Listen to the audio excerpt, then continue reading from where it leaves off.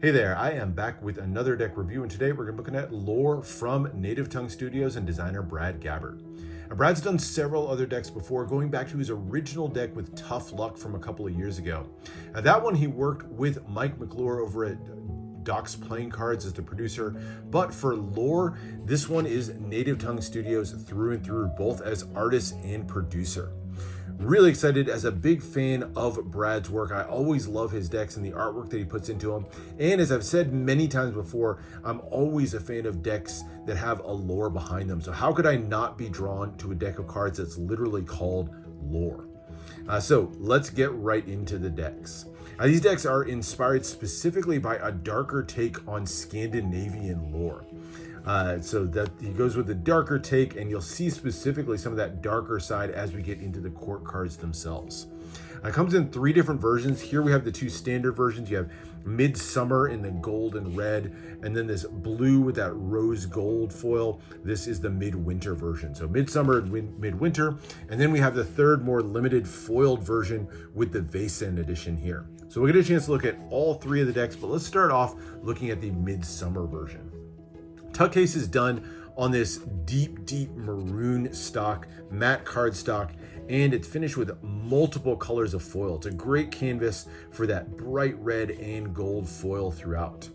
Beautiful sort of Scandinavian folk art inspired design. They use a lot of flowers in their design work, and you can see that beautifully accentuated throughout. The nice subtle embossing, just giving it that nice rich feel to the tuck overall.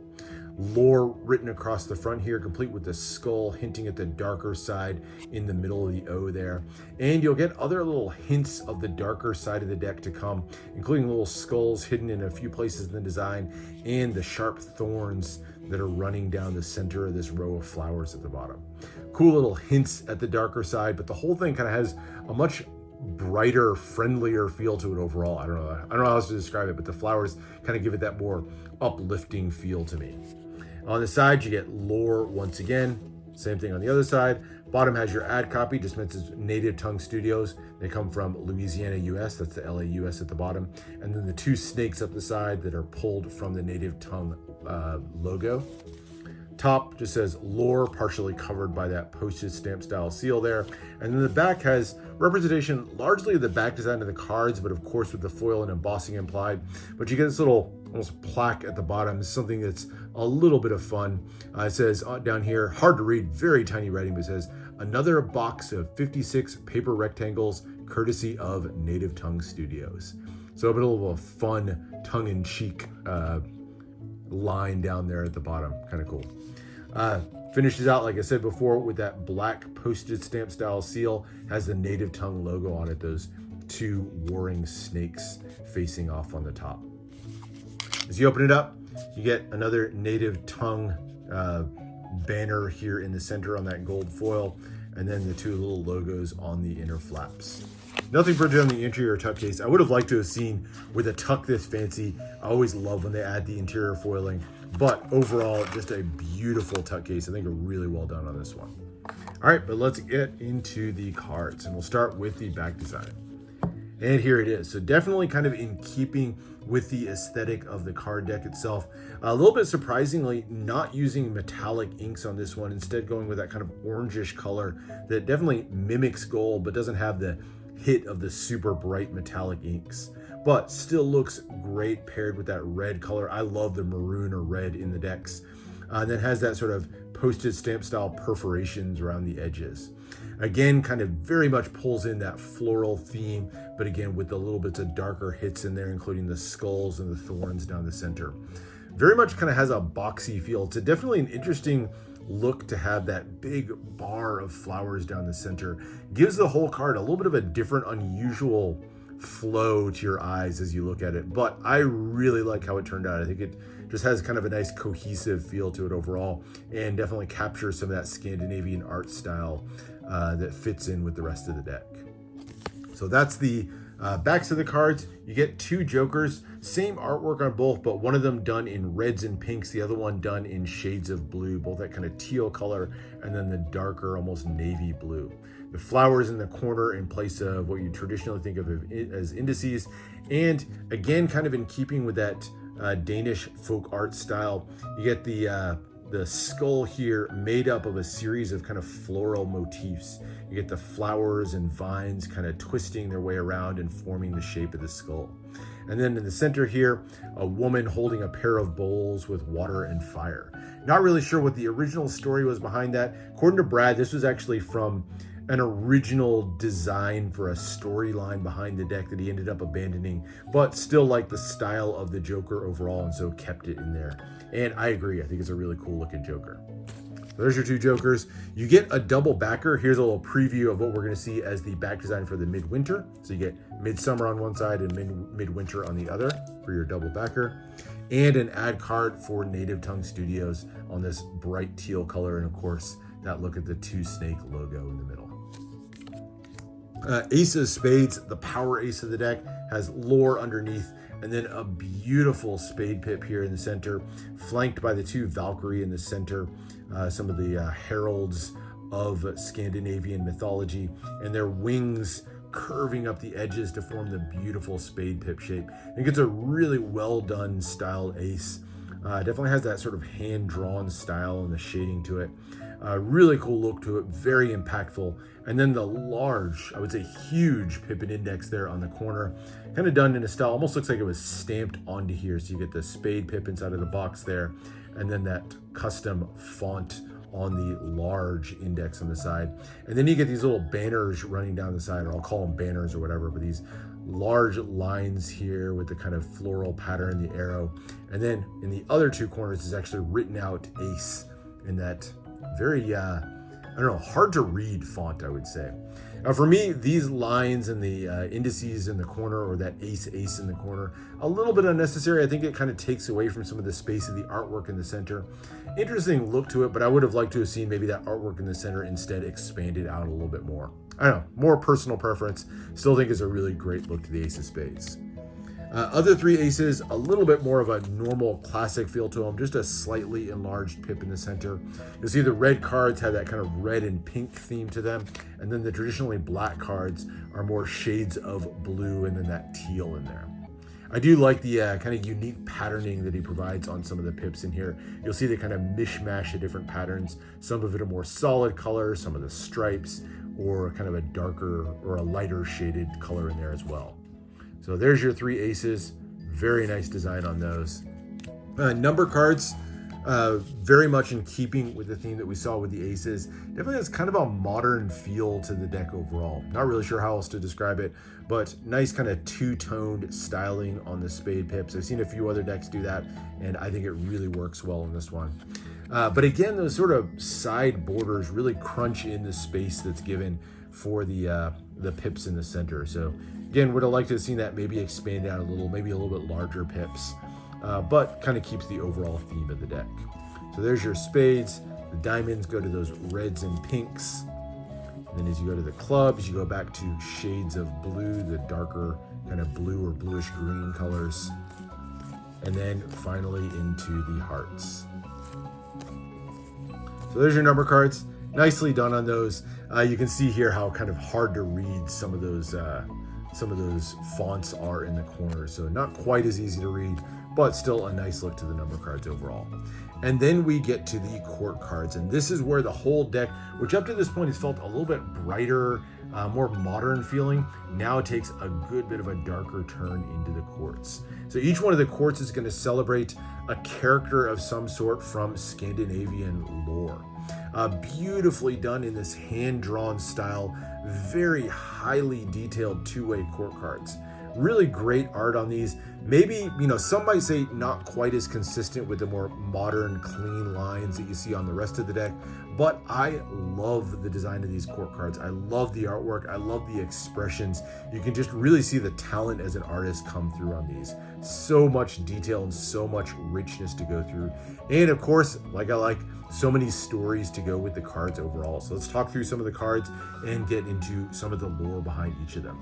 Now, each one of them, you get a little bit of a hint up here in the corner with the name of the actual character. So we see here that Jack of Spades is the troll.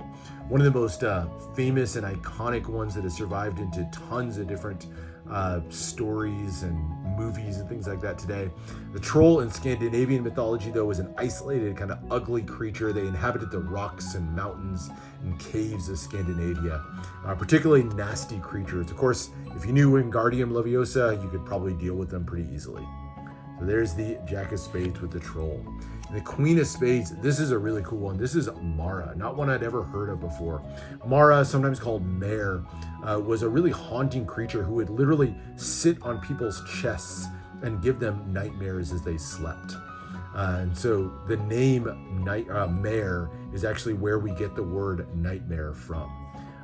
Beautiful, kind of haunting, kind of skull-like look to her there, and even the little sickle in her hands. Almost looks like a personification of death there. Very cool. Very slender look to this one. Another one of those cards that I would love to have seen expanded out, but I love the depiction of Mara there. And then we have the knock-in here on the King of Spades. Knock-in were sometimes called Nixie. They were kind of a water spirit, if you will. In particular, Scandinavian mythology said that the creature would live in lakes and would play the violin, seducing women and children to their death in the lake. So they would follow the sound of the music and literally drown in the lake. And you can see him there. And you can see the skull peeking out from under the hair as he plays his violin for the women and children. Very cool. This is one of my favorite drawn cards. I love the addition of the violin in there. All right, then we go to the diamonds, which now go to those sort of shades of red and the pink on them. And we start out with the Jack of Diamonds. This is Nisse. Nisse was a usually friendly goblin, actually, in most of the lore. Could be found in different farm buildings. And not coincidentally, they look a lot like garden gnomes. So that's where garden gnomes of today that we see perched up in people's gardens everywhere, that's where the design came from. But this one, in keeping with the darker theme, definitely has a much more intimidating face, the almost sharp claws on the hand there as well. So much darker take on the usually friendly Nissa. And then the other two, the Queen and the King of Diamonds, are kind of a pair. These are both types of elves. You can see here labeled as the elf on the Queen of Diamonds, and then the King of Diamonds is the Dokalfar.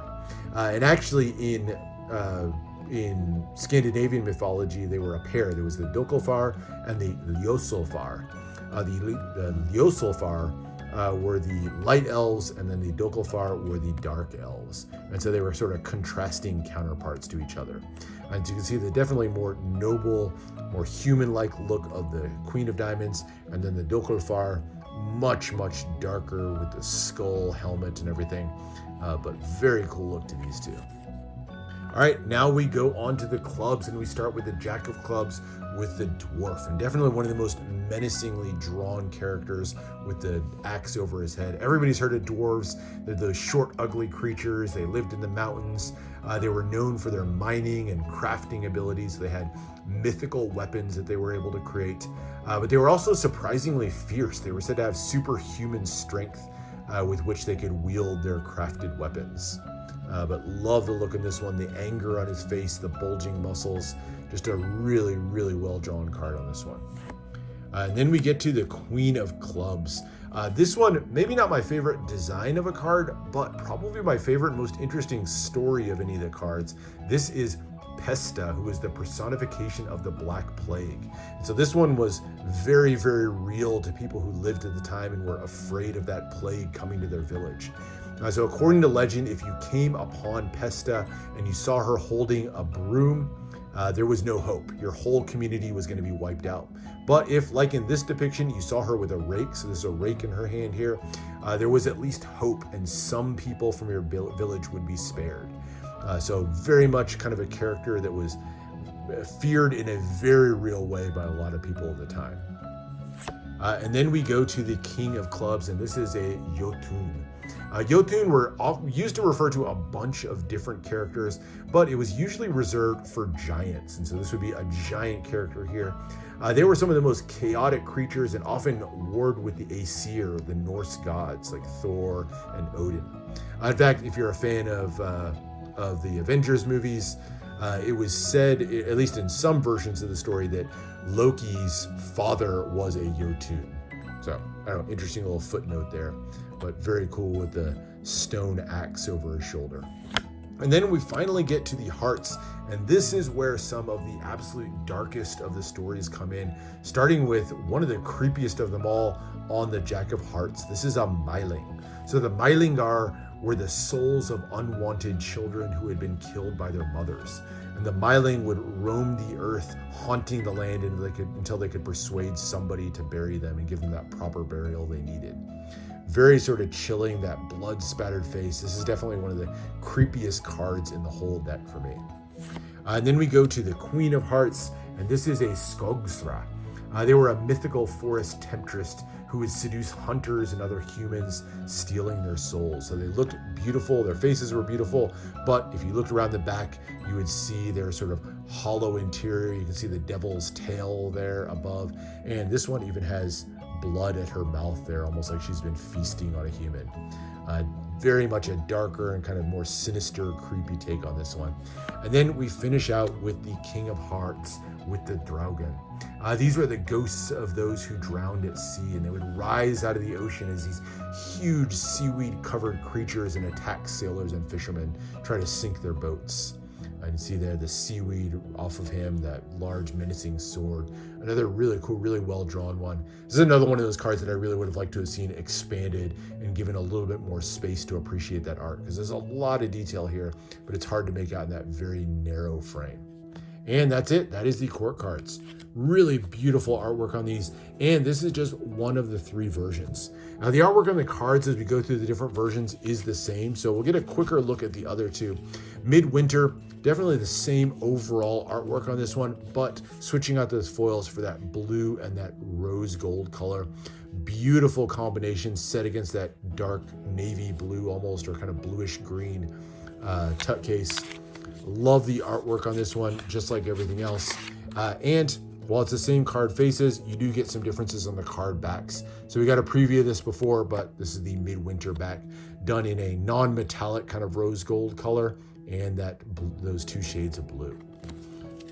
So there is the Midwinter version to go with Midsummer. And then, of course, we have the more limited Vaesen edition. So Vaesen was sort of a catch-all term for the different mythical characters of Scandinavia. So that's where the name of the deck came from.